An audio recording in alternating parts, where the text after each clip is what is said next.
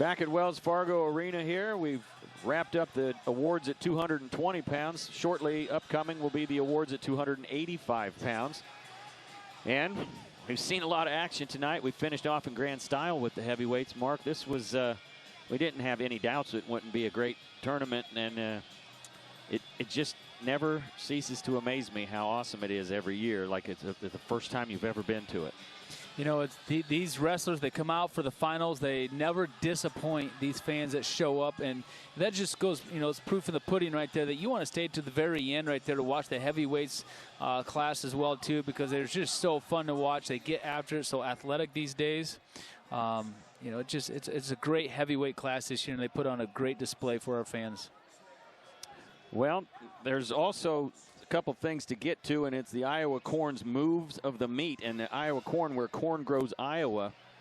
This is from yesterday, but this was one of the best moves we've seen throughout the meet, and it's our man Cale Happel locking up a cradle right there. And the thing is how this happened was he got his near fall points, but the way that he adjusted once he had this cradle, see how he goes back over and then he takes him back over again to readjust to get the fall.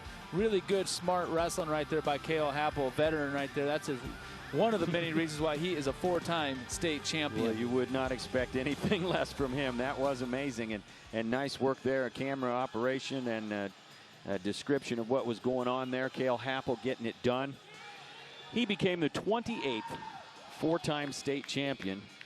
Did that in 1A at 138 pounds tonight. The crowd gave him a rousing ovation, as they always do. That's one of my favorite things about these wrestling tournaments. Doesn't happen often. 28 times in the history of our great tournament. Shows you how tough it is. They are lining up pretty soon here to give you awards. We're ready now. At 285 pounds, let's see the awards being handed out. Back live here at Wells Fargo Arena. All the wrestling is in the books, and we have all the awards handed out. We will talk about the team awards here shortly, but first we want to get to our Casey's MVPs of the night for each class. We award a Casey's MVP to the most outstanding wrestler of the tournament in each weight class, 1A, 2A, and 3A. And while it's never an easy decision because there are so many great performers at all the 14 different weight classes, it's just tough as nails to pick it. But when we start out, Mark, we'll start in 3A, and really there were a lot of choices, but Gabe Christensen kind of made the most sense to us. Just a solid wrestler. He had a great tournament. Senior, just, you know, Ashton Stoner Groot, as he's wrestling in the finals there, really threw everything, including the kitchen sink at him, trying to make something happen. But Gabe Christensen right there, obviously you can just see, just so strong, powerful, such great position, good hips, had a fantastic tournament. All right, and in 2A, this one was super tough, but we figured on this one, when you're 56-0 and you had 3 pins to get here, Jalen Schropp got it done against a tough Nathaniel Genobana.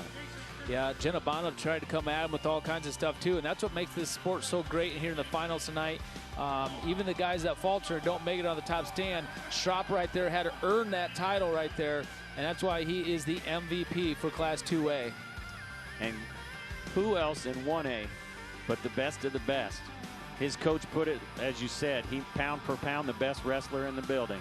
Cale Happel, 4-time state champion, getting it done in all different ways, but always aggressive and impressive.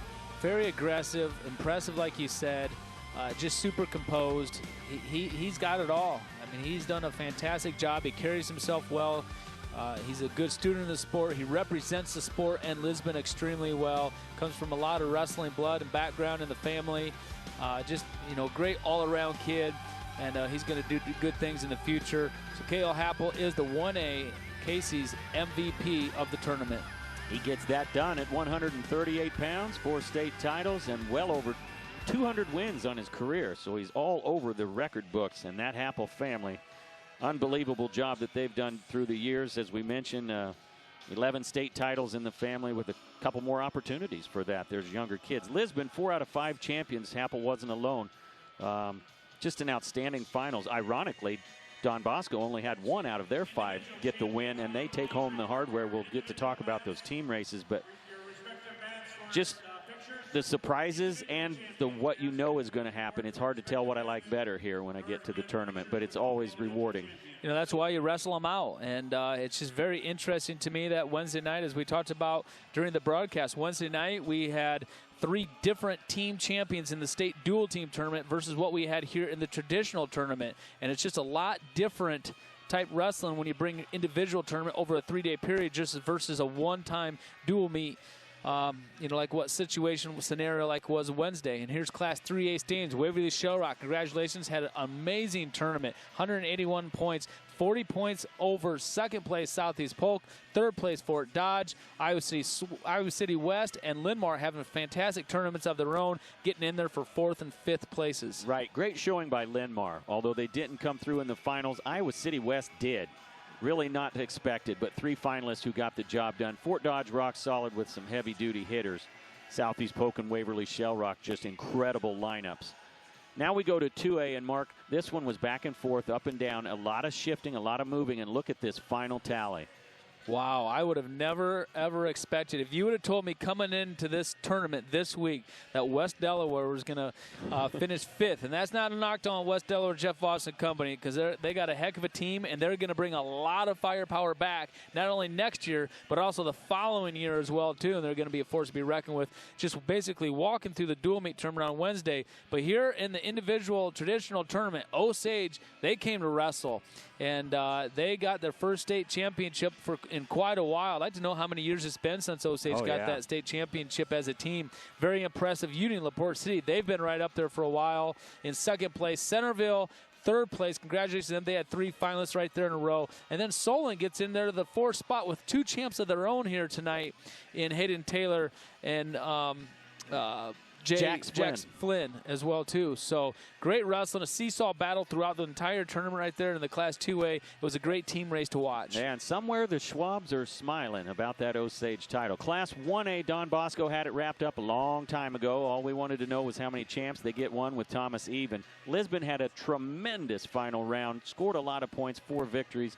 Underwood, though, very impressive across the whole tournament. A lot of good kids on that team. I liked all 5 teams here.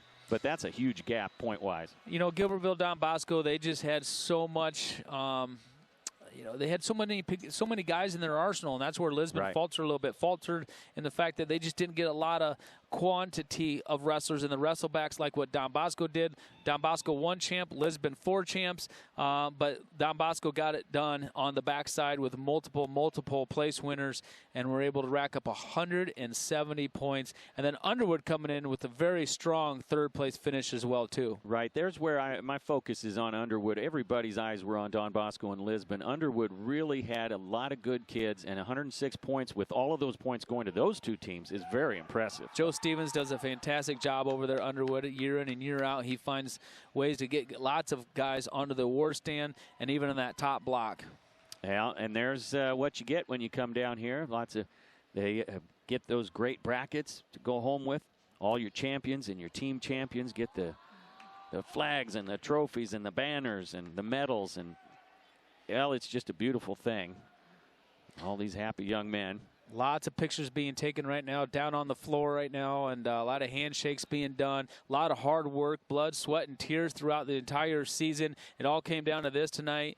And the hotels in Des Moines, they're going to be pretty busy tonight. A lot of parties going on, a lot of fun to be had amongst these guys, as it should. And hopefully these wrestlers get an opportunity to celebrate, and these coaches as well, some hardware that they're taking home, because it is well-deserved and earned. That is right. And we have to end this broadcast, but, folks, we want to thank you again for joining us year in and year out here at the state finals. Always in Wells Fargo Arena now, and the incredible production crew and the staff, everybody who gets this here, from the director of this tournament, Louis Curtis, and everybody through our production crew, all the cameras, all the people in the trucks and the cables and the lights and everything to keep us on the air. And just a beautiful job all around. And I can't say enough, Mark, about how much I love coming down here and how I think this tournament is our grand show of our state, in my opinion. It's something to be proud of, and it's always awesome. You know, it's something that people look forward to starting now for next year. A lot of dreams are built over a 364-day period leading up to the next year. You come here and a lot of tears, a lot of emotion, and that's the great thing about this sport, but also the very hard thing about this sport. A lot of broken hearts as you come in and out of here because everybody knows what goes into this sport, and you just see a lot of pure, raw emotion out of the wrestlers, the coaches, the moms, the dads, the family, the girlfriends, the cheerleaders. Everybody is involved in this, and that's what makes this sport so unique and special. Thank you very much, Mark Ironside, for your excellent coverage of this tournament, and we have to wrap it up, but we'll see you again next year. Don't even think about missing it. Thanks for watching the Iowa High School State Wrestling Championships on the Hy-Vee Championship Network. Thanks.